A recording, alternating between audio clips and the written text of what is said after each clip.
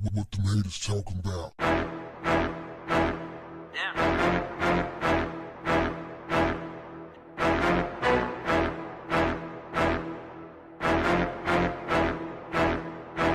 What's up, family? I got a story that I need you guys to check out and let me know what you think about it. Here's a guy by the name of Bill Oaksley. He is a retired U.S. CIA officer who was admitted into the Mercy Hospital in Maine and told that he had 2 weeks to live. Upon hearing this news, he decided to confess to the murder of Bob Marley, reggae superstar, musical icon Bob Marley. Listen, I don't know if dude is telling the truth or not, but there are certainly a number of people who is interested in this information, because there are people who actually went to their grave believing that America had a role in Bob Marley's death. This guy claimed to have committed 17 assassinations for the U.S. government between 1974 and 1985. Oxley, who worked for the CIA for 29 years as an operative with top-level security clearances, claimed he was often used as a hitman for the organization to assassinate individuals who could represent a threat to the goals of the agency. Trained as a sniper and marksman, Oxley also has significant experience with more unconventional methods of inflicting harm upon others, like poisons, explosives, induced heart attacks, and cancer. The 79-year-old operative claims he committed the assassinations between March 1974 and August 1985 at a time when he says the CIA was a law unto itself. He says he was part of an operative cell of 3 members which carried out political assassinations across the country and occasionally in foreign countries. Most of their victims were political activists, journalists, and union leaders, but he also confesses to assassinating a few scientists, medical researchers, artists, and musicians whose ideas and influence represented a threat to the interest of the United States. He claims he had no problem with going through with the assassination of Bob Marley because I was a patriot. I believed in the CIA, and I didn't question the motive of the agency. I've always understood that sometimes sacrifices have to be made for the greater good. The others were assholes. Bob Marley was Bob Marley.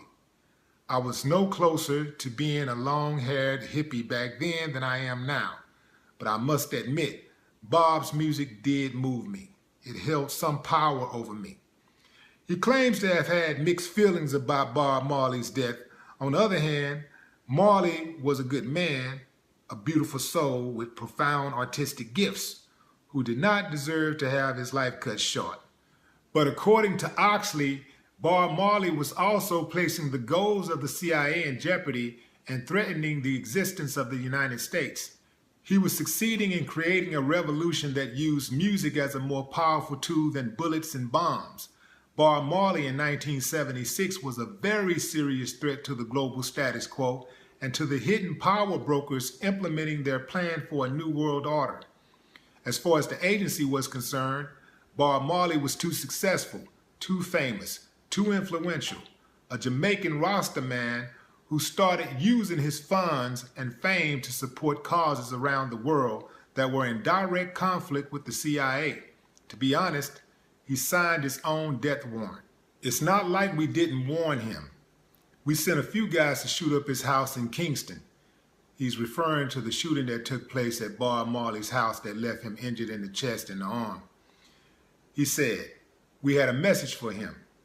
We impressed upon him the gravity of the situation he found himself in. He didn't listen. 2 days later in the mountains, I stuck him with the pen." Then he goes on to explain how Bob Marley was actually assassinated, how it played out. 2 days after Bob Marley was shot in the left arm by one of the 3 gunmen who ambushed the singer and some of his crew in his house in Kingston, And after a brief stint in the hospital, Bob Marley traveled to the protective hills of the Blue Mountains and spent time at the highest point in Jamaica, rehearsing for an upcoming concert. According to Oxley, he used press credentials to gain access to Bob Marley when he was on his Blue Mountain retreat. He introduced himself as a famous photographer for the New York Times, and he presented Bob Marley with a gift. I gave him a pair of Converse All-Stars, size 10. When he tried on the right shoe, he screamed out, "Ouch." That was it. His life was over right then and there. The nail in the shoe was tainted with cancer viruses and bacteria. If it pierced the skin, which it did, it was good night, nurse. There had been a series of high-profile assassinations of counterculture figures in the United States in the late 60s, early 70s.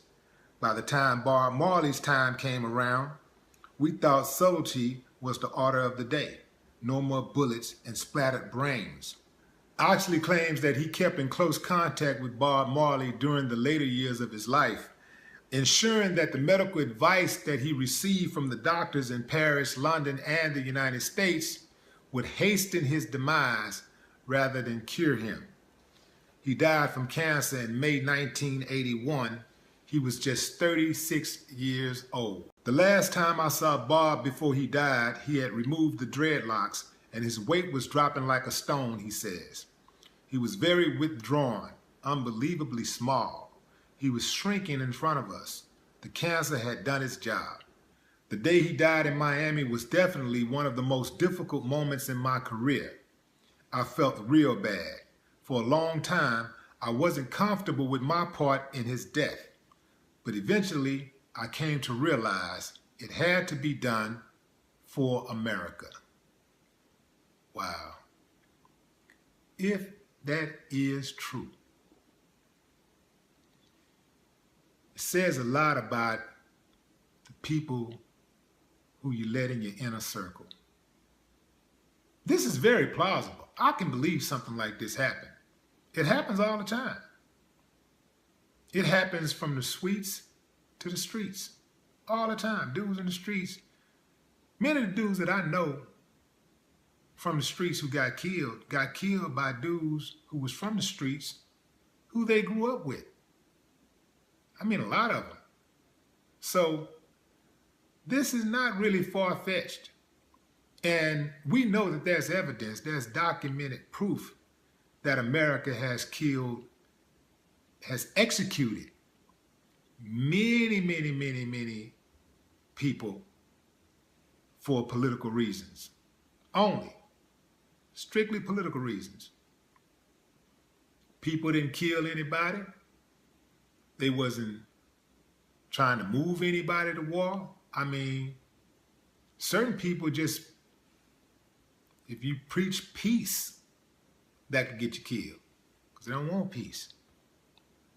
Ain't no money in peace the way they see it. Money is in the war. Money is in ordering up 1,000 missiles, gunpowder, guns, ammunition, tanks, planes, submarines. That's where the money at. The money is in tearing a town down and rebuilding it. The town stay as it is. Everything's working functional. Ain't no money to be made. But if we can tear this town apart, we can dismantle it and rebuild it, we can get our contractors on that, we can make some millions. It's a cold game, man. It's a cold game. Man, just the thought of that dude being that close. Again, if this is true, the thought of him being that close to Bob Marley and Bob Marley not having a clue the whole time. Can you imagine how many times he would have probably called to just check on him? Hey, man, just seeing how you doing. Whole time